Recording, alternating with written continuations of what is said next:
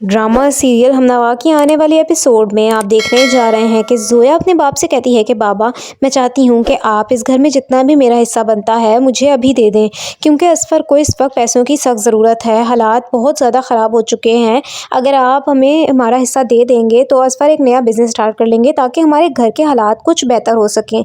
तो ये सुनते साथ ही ज़ोया का बाप कहता है कि बेटा, तुम्हें असफर की इन फजूल बातों में आना है तो शौक़ से आओ, मगर मुझसे कोई उम्मीद मत रखना कि मैं से फिर से बेवकूफ़ बनूंगा।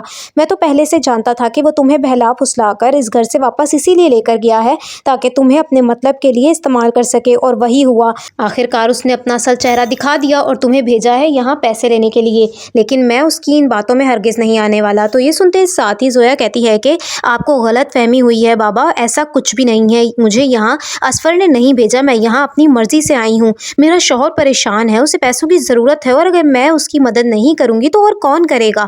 तो ये सुनते साथ ही ज़ोया का बाप कहता है कि बेटा, मैंने अपने बाल धूप में सफ़ेद नहीं किए। मैं जानता हूँ कि असफर कितना लालची इंसान है और उसकी लालच किसी भी तरीके से कम नहीं होगी।